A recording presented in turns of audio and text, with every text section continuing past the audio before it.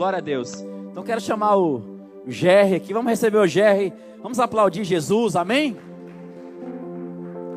Glória a Deus.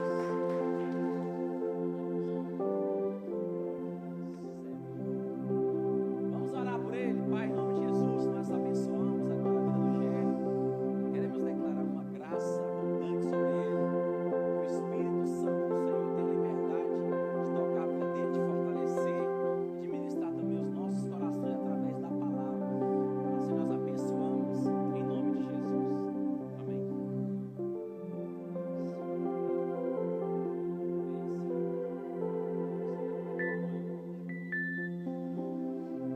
Glória a Deus. Boa noite. Paz a todos. É sempre bom, né, poder estarmos diante de Deus, diante do Senhor,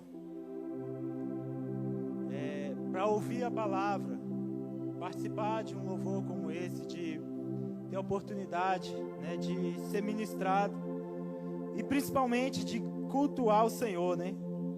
Isso é muito maravilhoso.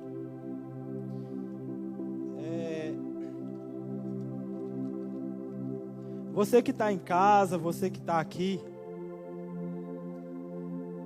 que Deus toque a tua vida, a minha vida, nossas vidas, através dessa palavra, amém?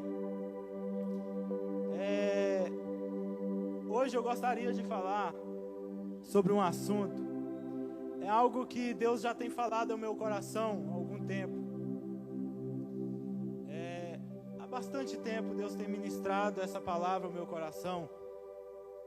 Como eu falei aqui hoje de manhã, tem muitas vezes coisas que Deus fala para nós, que é só para nós, que Deus fala no seu lugar secreto, quando você está orando, e é uma experiência só sua e Deus. Você não precisa falar para ninguém.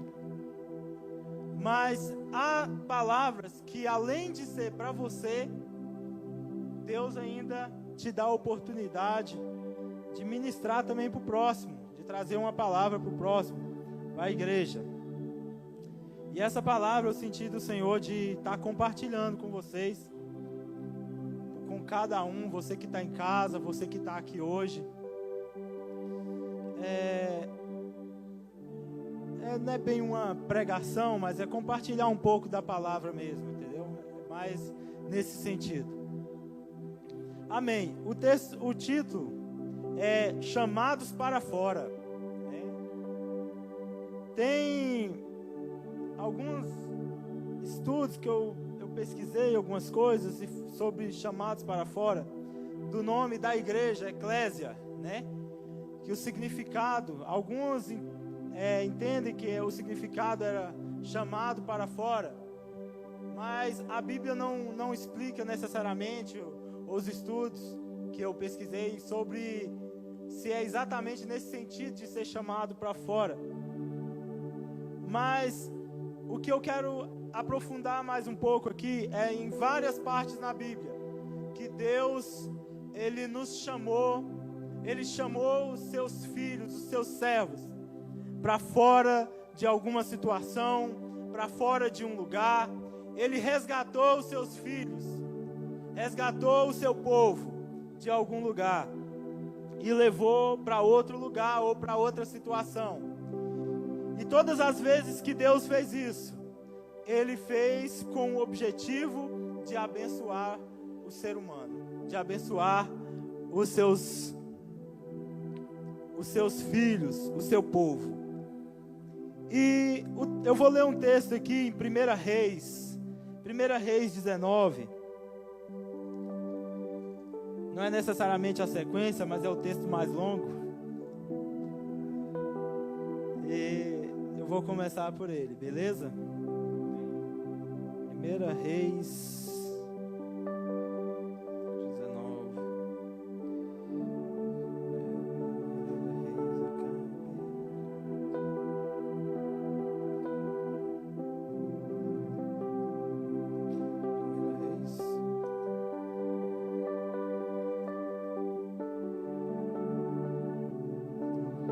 Só mais um instante. instante.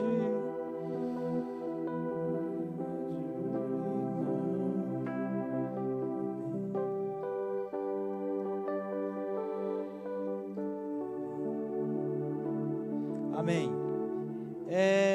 Diz assim: Acabe fez saber a Jezabel tudo quanto Elias havia feito e como matara todos os profetas à espada.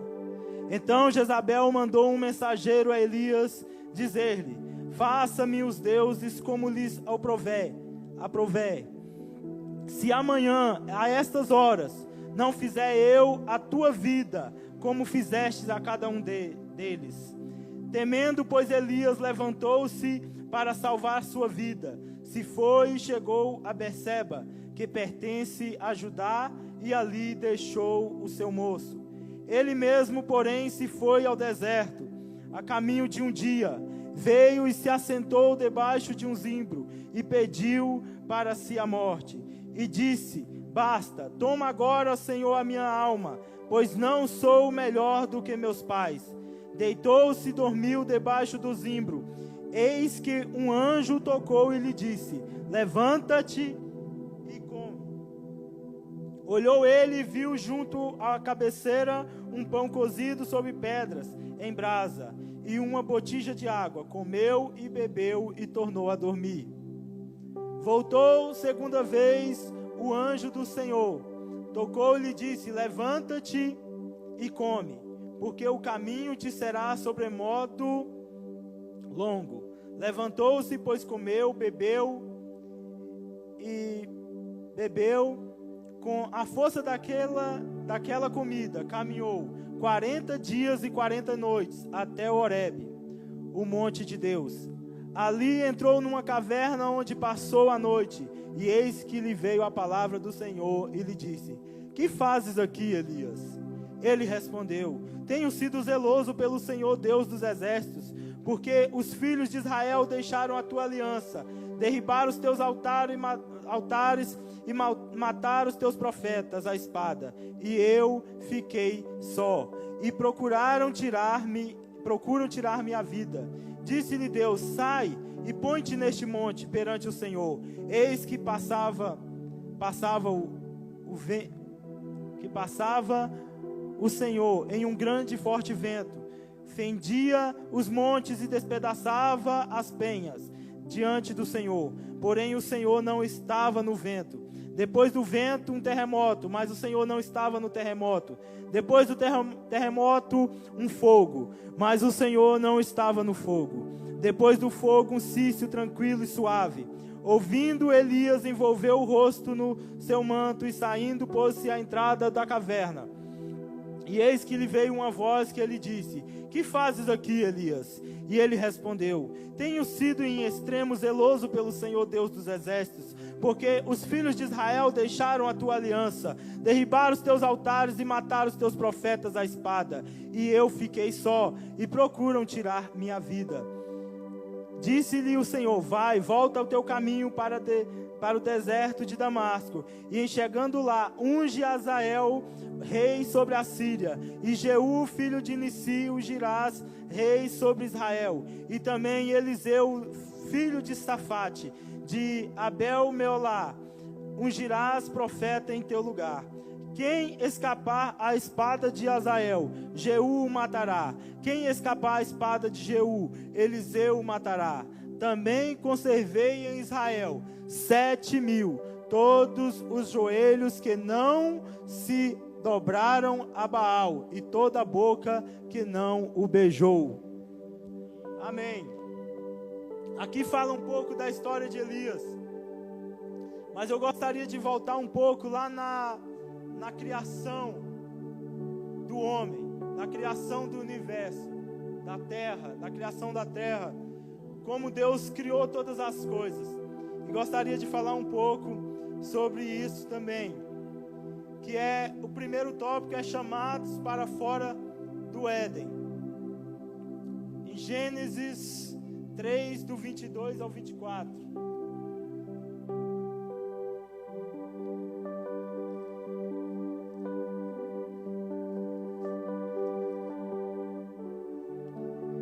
Diz assim: Então disse o Senhor Deus: eis que o homem se tornou como um de nós, conhecedor do bem e do mal. Assim que não estenda a mão e tome também da árvore da vida, e coma, viva eternamente. O Senhor Deus, por isso o lançou fora do jardim do Éden, a fim de lavrar a terra de que fora tomado. E expulso o homem, colocou querubins ao oriente do jardim do Éden, e o refugi de uma espada, que se revolvia para guardar o caminho da árvore da vida. Jerry, o que tem a ver uma coisa com a outra? Eu quero contar um pouco, falar um pouco sobre a história, que acredito que a maioria conhece, mas vamos falar um pouco. Deus, quando Ele criou todo o universo, Ele criou a terra, Ele criou com um único objetivo: colocar a sua criação mais preciosa em um lugar confortável. Eu vejo a criação do universo e a criação do homem como o nascimento de um filho. Quando ali o esposo, a esposa, o casal, eles descobrem que vai vir um filho, que a esposa está grávida, logo começam os preparativos. Muitas vezes, talvez a casa, a pintura não está legal, o negócio não está bacana ali. A palavra de Deus fala que a terra era vazia e sem forma, e o Espírito de Deus pairava sobre a face do abismo. E estava tudo bagunçado. E o Senhor, antes de criar o homem, Ele falou: eu vou preparar tudo. E Deus, Ele criou todas as coisas em 5 dias. Por que Ele criou primeiro os animais, as árvores, os peixes, né? Por que Ele criou tudo isso primeiro, para depois criar o homem? Porque Ele estava preparando tudo para que o homem pudesse estar naquele lugar.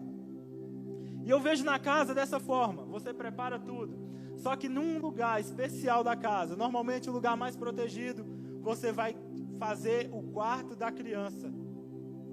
Você vai fazer aquele quarto, vai pintar. Você, se tiver algum tipo de goteira, de alguma coisa, você vai tirar. E ali você vai colocar um berço e você vai esperar por aquela criança.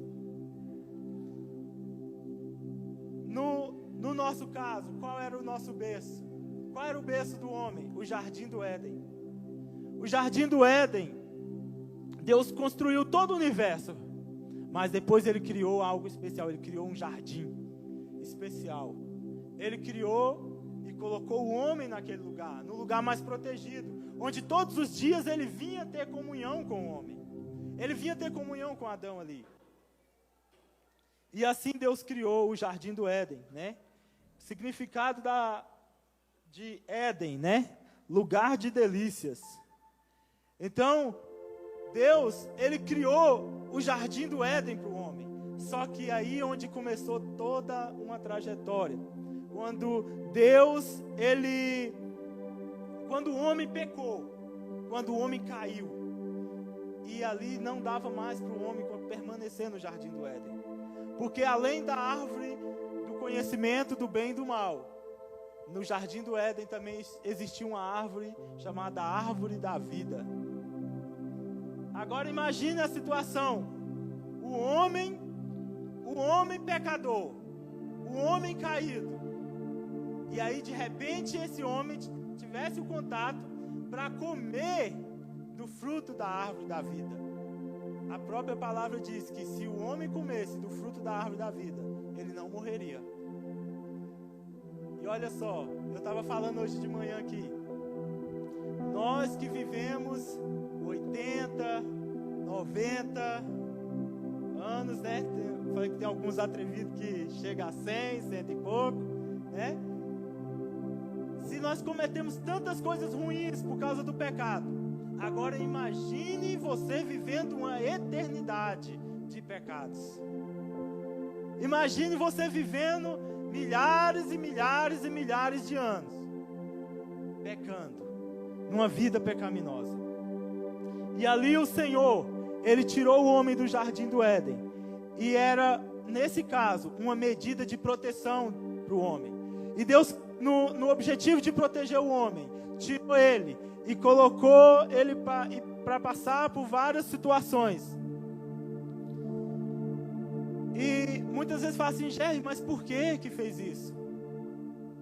Porque Deus, Ele tinha o objetivo de resgatar o homem novamente. Mas o pecado tinha que sair.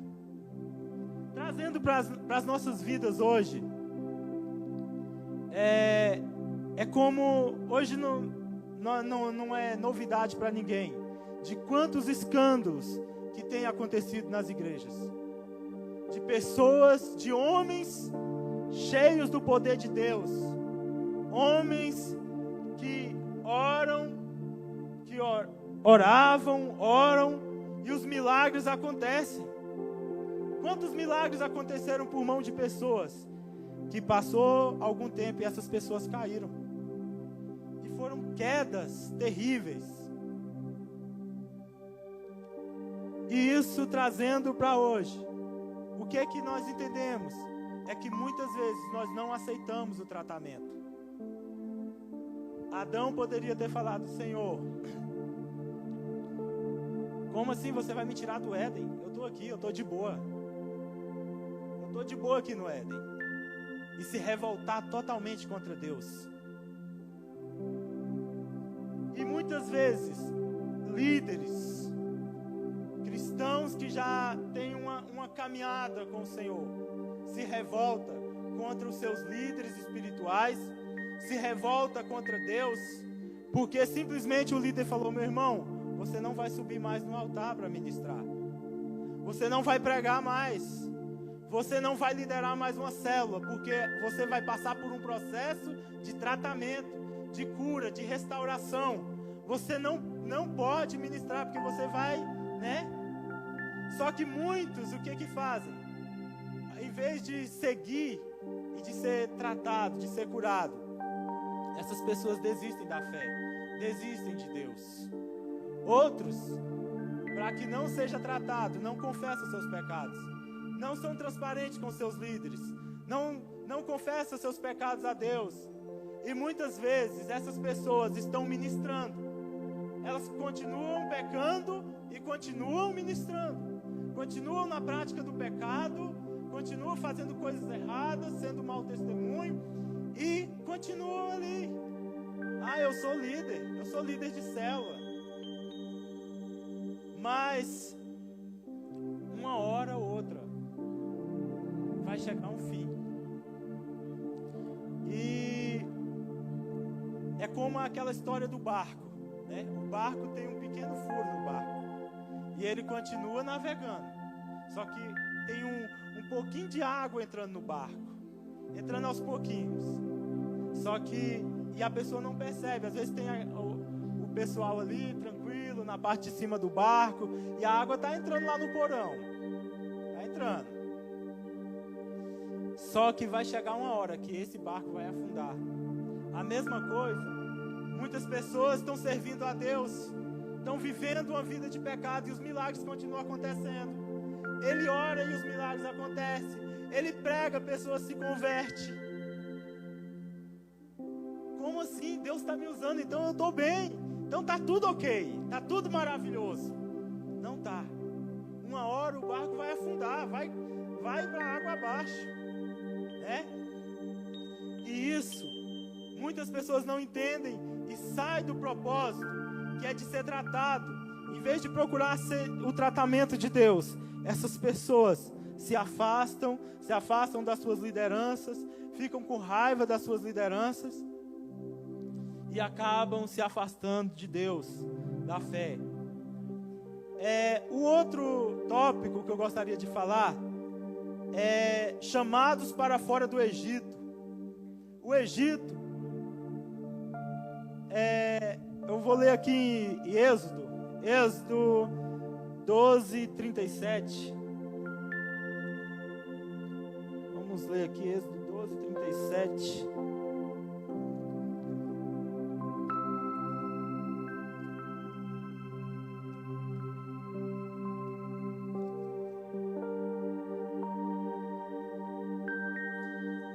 até o 42.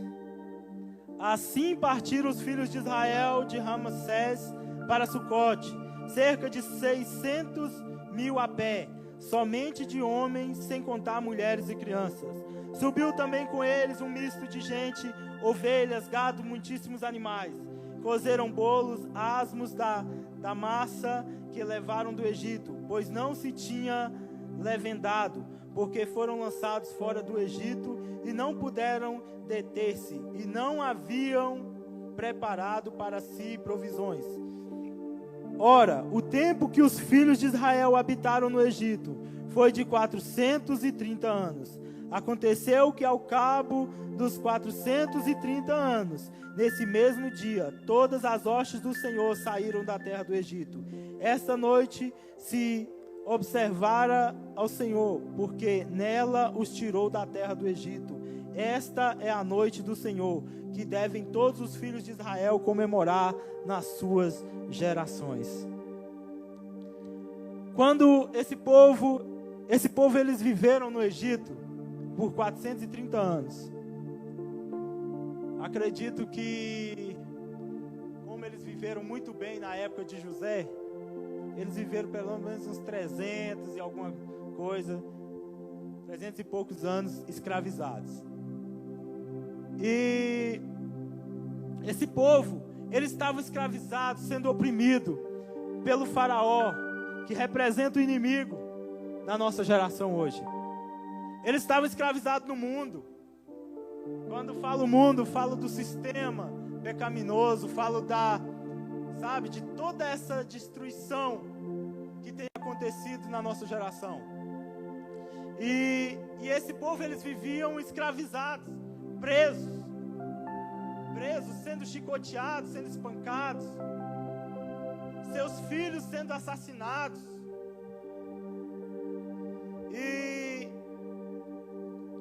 Deus levantou Moisés, que resgatou aquele povo do Egito. E aqui fala que esse dia é o dia do Senhor, e é o dia que o povo de Deus deveria lembrar por todas as gerações. Então, nós tivemos a oportunidade de ser resgatado desse sistema de pecado. E hoje nós temos motivos para comemorar todos os dias pelo dia do novo nascimento nas nossas vidas. O novo nascimento tem que ser lembrado todos os dias. Como o Senhor te libertou, de onde o Senhor te tirou, de onde o Senhor tirou a tua vida. Tem pessoas que depois que elas se entregam ao Senhor, elas começam muito bem, mas de repente a religião entra no coração dessas pessoas, e essas pessoas esquecem do dia de onde elas saíram, de onde o Senhor tirou essas pessoas. E muitas vezes você olha para pessoas que estão vivendo a mesma coisa que você vivia, e muitas vezes nós, quando eu falo isso, eu falo de mim também. Muitas vezes nós temos coragem de pensar assim: meu Deus, isso aí está um caso perdido. Mas se nós olharmos para o dia que nós nascemos, nós vamos lembrar que essa pessoa, Deus tem um propósito na vida dela também. E Deus vai restaurar a vida dessa pessoa. E Deus tirou o povo do Egito. Só que o povo do Egito não era um povinho fácil, como nós não somos fáceis, né? A gente sempre quer muitas vezes olhar para o mundo e achar que o mundo é mais fácil, que no mundo é mais fácil viver no mundo. Eu conheci pessoas que viviam no tráfico, que vivia matando, roubando, levando taca da polícia pela rua. E quando essas pessoas se converteram e passou uma necessidade em casa, eles falaram assim, ó: quando era lá no tráfico, eu dava conta de comprar o leite dos meus filhos. Quando eu estava no tráfico, quando eu estava roubando, eu não faltava nada lá em casa.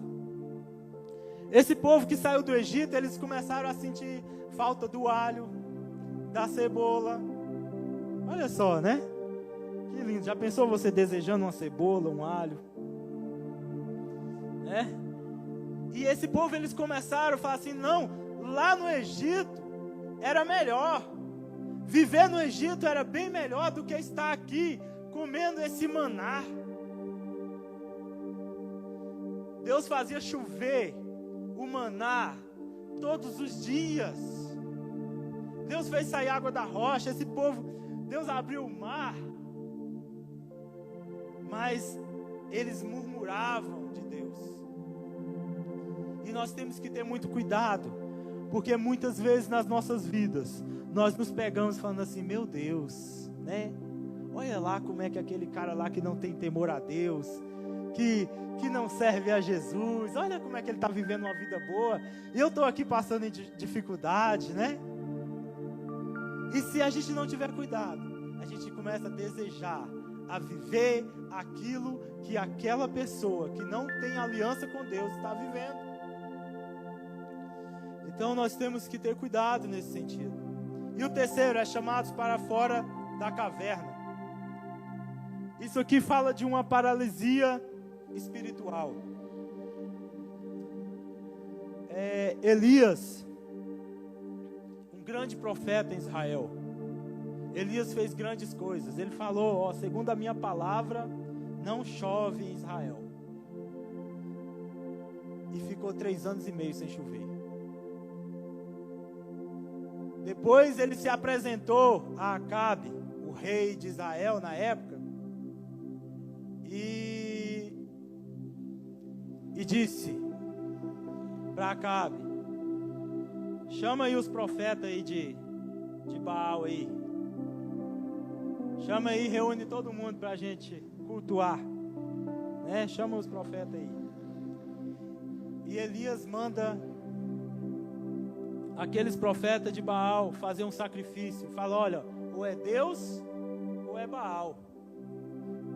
Vocês vão, deixa de ficar entre um Deus e outro. Ou o Senhor é Deus, ou Baal é Deus. Vamos fazer um sacrifício. E ali eles resolvem fazer um sacrifício. Fala que os profetas de Baal, ele deixou ali os profetas de Baal fazer o sacrifício primeiro. Preparou o bezerro do holocausto e tudo. E fala que os profetas de Baal ficou até mais ou menos o meio-dia ali se cortando e clamando por Baal. E Elias zoando da cara deles. Grita mais alto, né? Quem sabe ele está fazendo alguma coisa, quem sabe ele está dormindo. Ele é muito ocupado, né? E Elias zoando os profetas ali, mais de 300 profetas, né? E de repente ele fala: agora chegou minha vez, né? Já deu, né? E ali ele faz o sacrifício, ele clama a Deus, e vem o fogo do céu e queima aquele sacrifício. E aí ali ele manda matar todos os profetas de Baal. Só que Acabe chega em Jezabel. Ele tinha uma esposa bacana, de boa. E ele chega em Jezabel e conta tudo para Jezabel. E Jezabel manda um recado para Elias e fala: a mesma coisa que você fez com os profetas de Baal, eu vou fazer com você. E Elias, esse homem cheio do poder, esse homem que fazia grandes coisas, fugiu de uma mulher que o ameaçou. Ele fugiu daquela mulher e foi parar em uma caverna. Sem entrar mais na história de Elias aqui, trazendo para nosso contexto. Talvez você se converteu quando você entregou a tua vida a Jesus. Muitas palavras foram lançadas na tua vida. Muitas pessoas falaram assim: você vai ser uma referência nessa geração.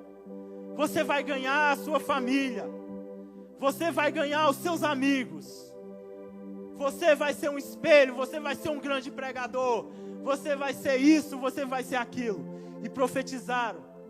E de repente você começou a orar a Deus. E você começou a ver Deus responder as suas orações. E de repente tudo que você orava, Deus falava e Deus respondia. Que tem um negócio com o novo convertido, né? Que quando você ora, parece que Deus tem uma urgência maior em responder, né? Então quem se converteu por agora, tira proveito disso, né? Então, o novo, parece que quando ele ora, o negócio já acontece logo.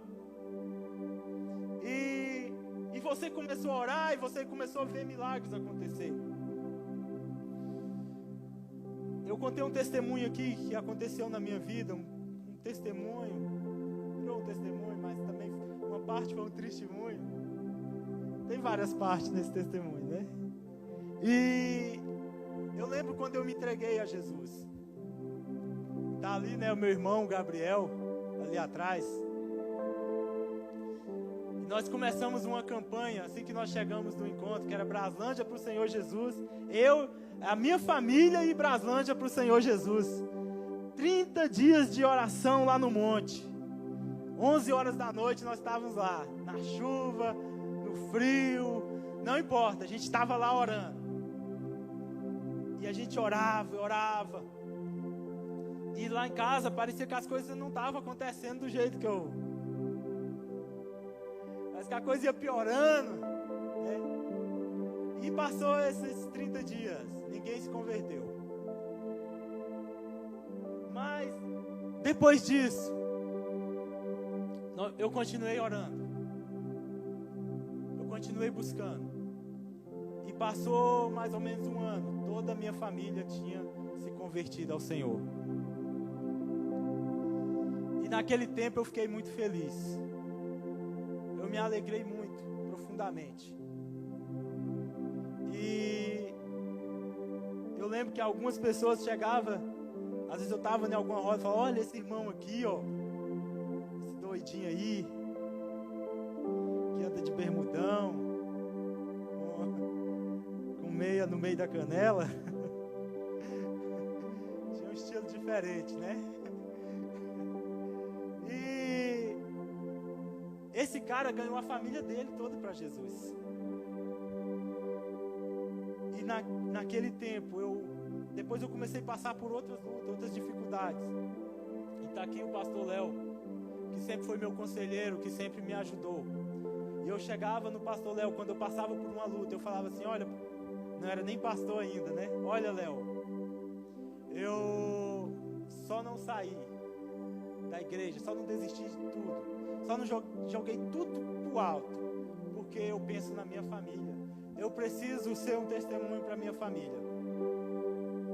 Mas eu não sabia o que eu estava falando. E um dia, passou o tempo. A minha mãe se afastou do Senhor. A minha tia se afastou. As minhas primas, que são irmãs, se afastaram. Toda a minha família se afastou. E um dia eu estava fazendo um traço de massa. E eu comecei a falar com Deus. Eu falei, Deus. Eu triste. Eu falei, Deus. Todo mundo caiu. Só ficou eu. E sabe o que o Senhor falou para mim naquele dia? Ele falou, pois é, meu filho, agora você não tem desculpa mais nenhuma para se afastar de mim. A hora que você quiser ir, você pode ir. Agora você não tem desculpa para se afastar de mim. E naquele dia, eu chorei, ali fazendo aquele traço de massa. E naquele dia, eu mudei o meu pensamento. Eu estava em uma caverna, eu estava preso. E naquele dia eu falei, Senhor, me perdoa por todas essas palavras que eu falei. Porque eu nunca vou me afastar do Senhor. E eu não vou afastar do Senhor, não é por causa da minha família, não é por causa de ninguém, é porque eu te amo. E o Senhor é o mais importante para mim. O Senhor é tudo na minha vida. E pode cair quem for ao meu lado. Pode cair 1000 ao meu lado, 10.000 à minha direita, mas eu vou permanecer no Senhor. E aquele dia, Deus mudou algo dentro de mim. Algo foi mudado dentro de mim. Eu nunca mais pensei em sair do Evangelho. Eu nunca mais pensei em abandonar a Deus, porque eu entendi. Depois disso, hoje, a minha família, quase toda novamente, está aos pés do Senhor. Hoje eu vejo minha mãe saindo e falando: não, meu filho, eu vou dar uma palavra, eu vou orar por alguém. Sabe? Hoje, eu vejo as minhas primas, que são minhas irmãs aqui na igreja, junto comigo, cultuando a Deus. Com seus maridos, com seus filhos, cultuando ao Senhor. Hoje, o meu irmão,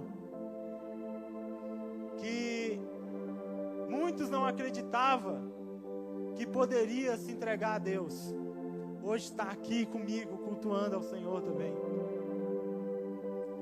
Alguns dos meus familiares, todos já fizeram uma aliança com Deus. Muitos familiares têm feito aliança com Deus, têm buscado a Deus, e eu me alegro, sabe? Toda vez que vejo, às vezes no grupo da família, um familiar meu falando de Deus. Então Deus, Ele resgata. E isso é só o começo, viu, gente? O que vai acontecer? Deus, Ele nos tira da caverna. Talvez você está em algum lugar da tua vida que tem sido uma caverna. Você se decepcionou. Alguém magoou o teu coração. Alguém te deixou triste. Talvez você se magoou com a liderança. Elias se magoou com quem? Quem foi que atacou Elias? Foi a mulher de Acabe, a mulher do rei, da liderança principal. E ele se escondeu. Uma vez o pastor Léo falou uma coisa para mim, isso no meio daquele processo, né? Eu sempre tá ali chorando e falando com ele. Ele falou: Jerry, você precisa saber de uma coisa. Nada pode tirar a sua identidade espiritual. Você tem que ter uma identidade espiritual com Deus.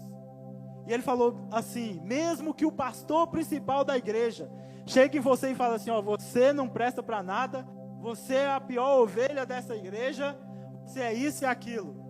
Você tem que saber que você tem uma identidade espiritual e que você serve a Deus, que independente de qualquer coisa, você vai permanecer servindo a Deus. E aquilo, até hoje, essa frase está na minha mente. Talvez ele nem lembre mais, mas eu lembro. E de vez em quando eu passo isso para alguns discípulos também, né? E para não prolongar mais nesse tópico, eu vou passar para o outro, o quarto, que é chamados para fora de Jerusalém. Atos 8, do 1 ao 8.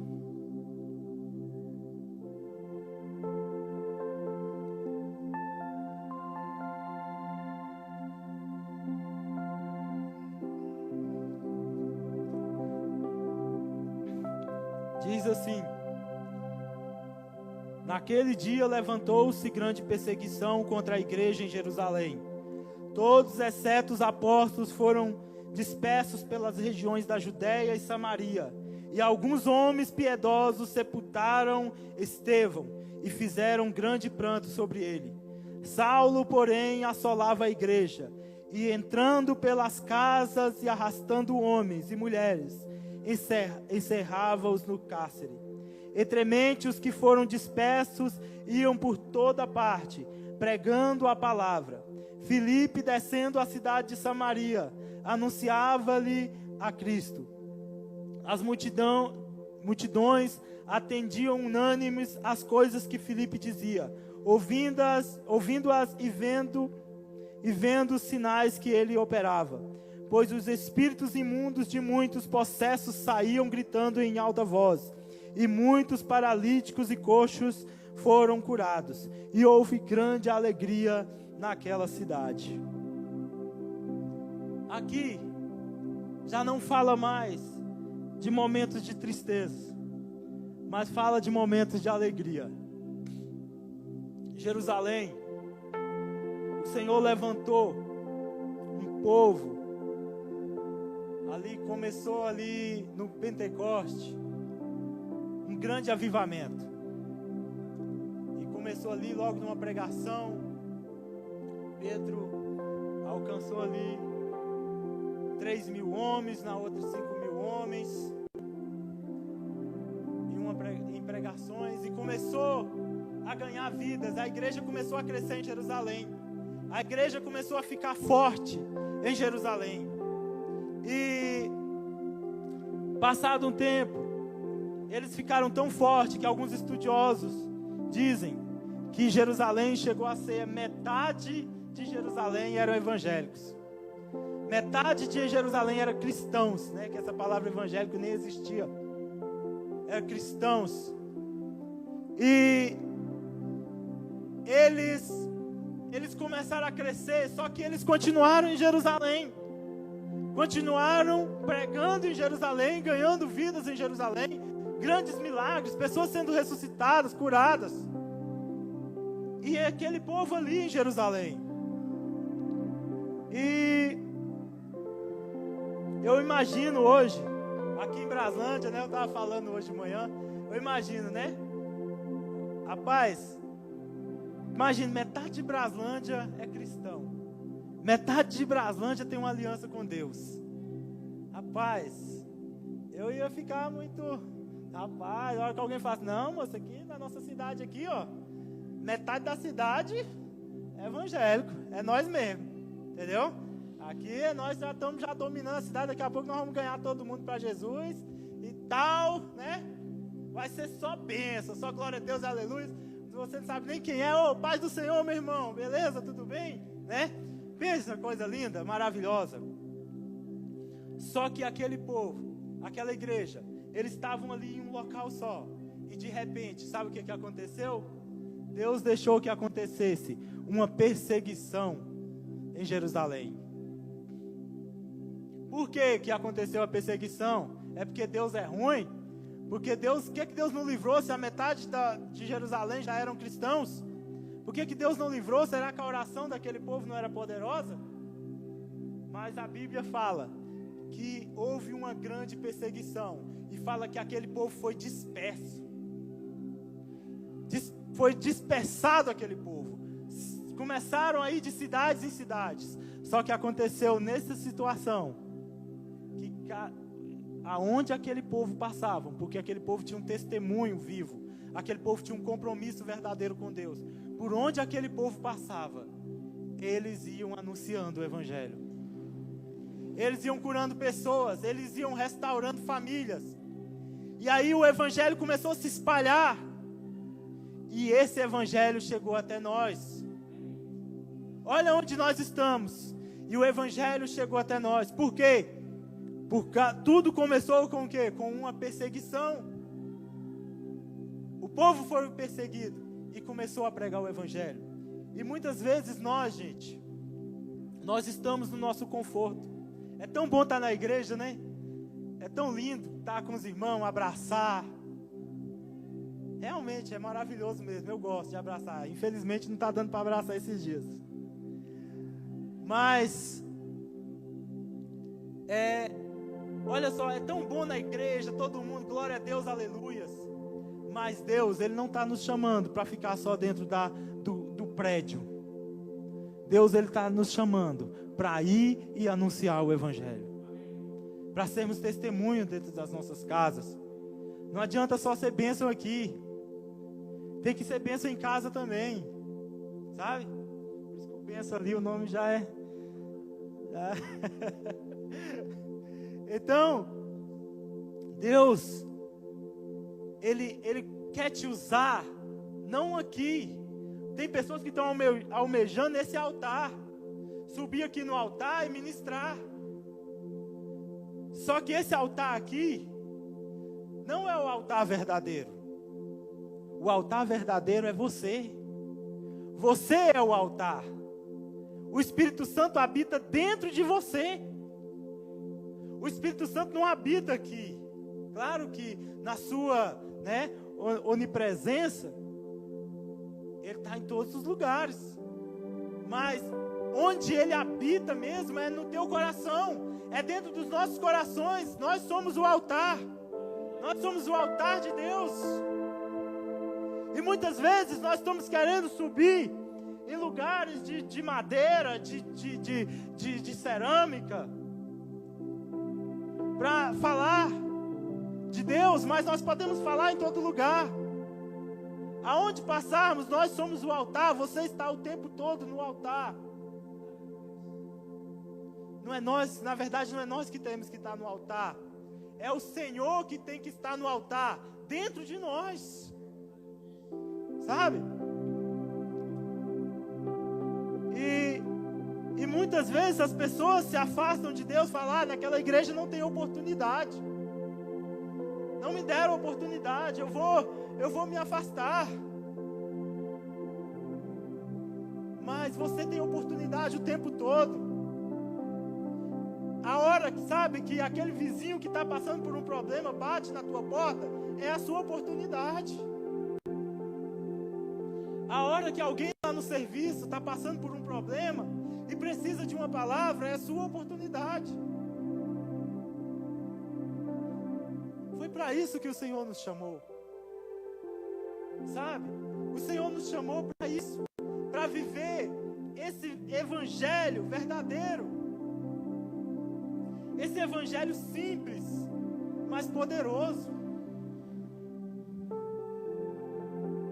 E muitos de nós, às vezes nos sentimos, não, mas e eu? Deixa Deus te usar onde você estiver, meu irmão.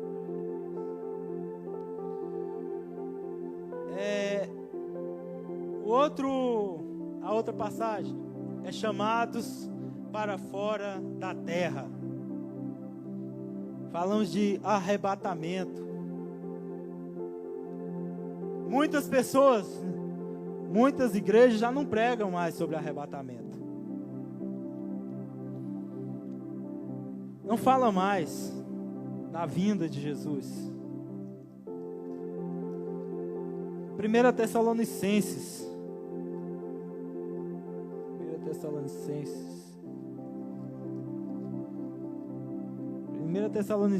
4, de 16 ao 18.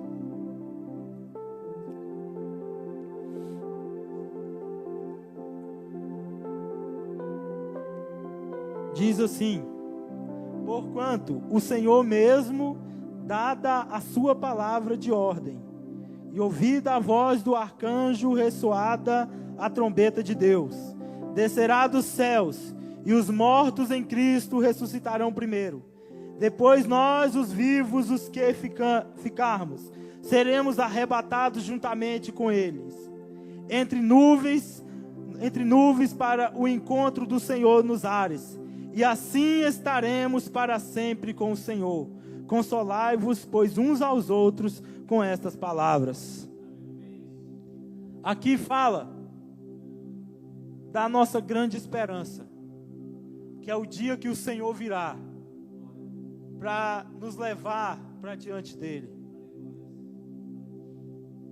Jerry, então eu preciso saber o dia que o Senhor virá para que eu me prepare melhor.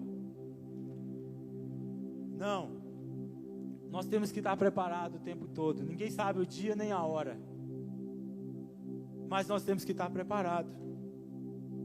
Por quê? Porque pode ser que o Senhor venha nos ares te buscar, mas pode ser que pode chegar a nossa hora a qualquer momento. A questão é, eu estou preparado para a hora que chegar o momento? A Bíblia fala que o sol ele nasce para o ímpio e para o justo. Para o justo, para o ímpio e para o injusto. Deus ele não faz esse tipo de acepção. O mesmo sol que nasce para um, nasce para o outro. E eu estava falando aqui de manhã que nós temos uma desvantagem. Se for olhar assim, nesse sentido, né? Fala que Deus, ele se alegra com a morte dos seus justos, né? Então ele se alegra com a morte dos seus. Que coisa linda, né? Como assim Deus é carrasco?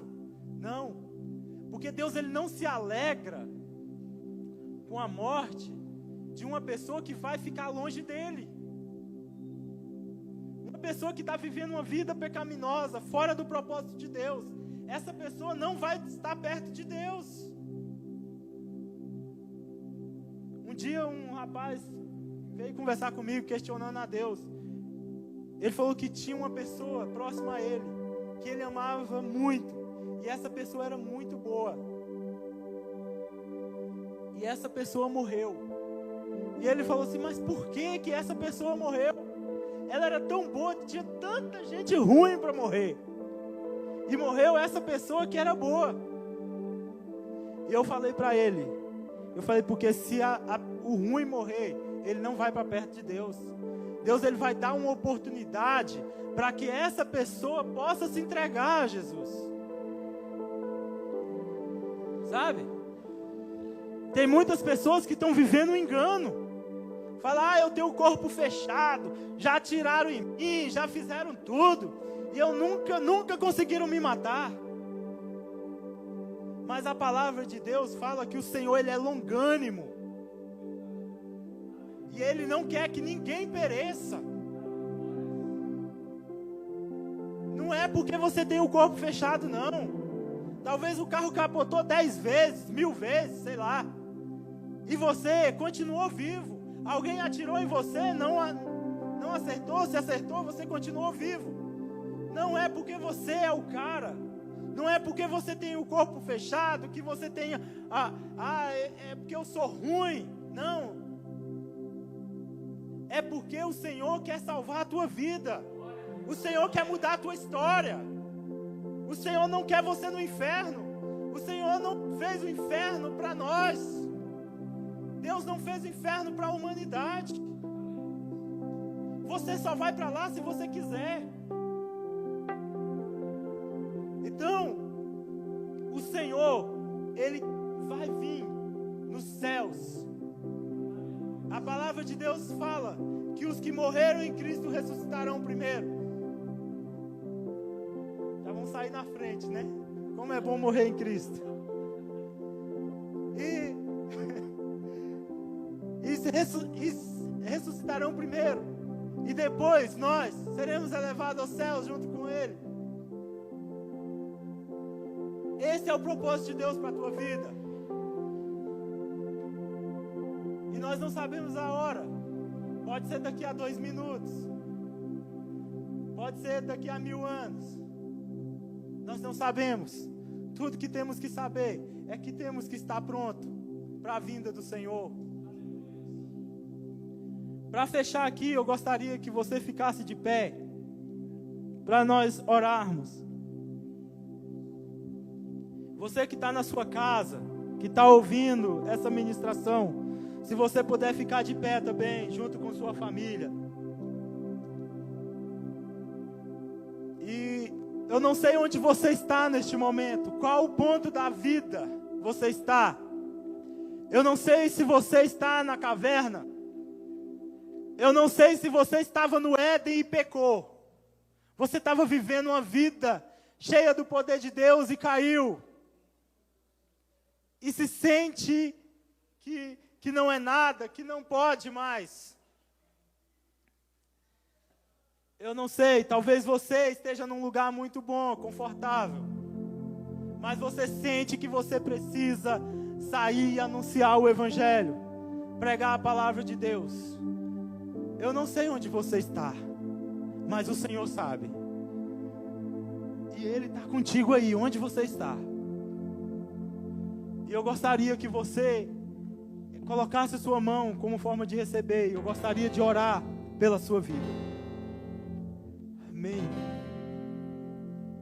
Pai, em nome de Jesus, Senhor. Eu coloco, meu Deus, a vida de cada um desses irmãos e irmãs que estão aqui nesse salão. Eu coloco também, Senhor, a vida de cada um desses irmãos e irmãs que estão nas suas casas. Meu Deus, eu coloco as suas famílias diante do Senhor, meu Pai. Meu Deus, eu te peço que o Senhor, meu Deus, venha manifestar a tua glória, meu Pai, sobre a vida de cada um desses irmãos. Meu Deus, eu não sei onde eles estão agora. Eu não sei qual é a situação. Eu não sei qual é a situação que eles estão vivendo. Eu não sei o que é que eles estão passando agora. Mas o Senhor sabe. E eu te peço, meu Deus, que aqueles que estiverem na caverna saiam para fora agora em nome de Jesus. E que sejam tocados pela tua palavra, meu Pai. Meu Deus, eu te peço.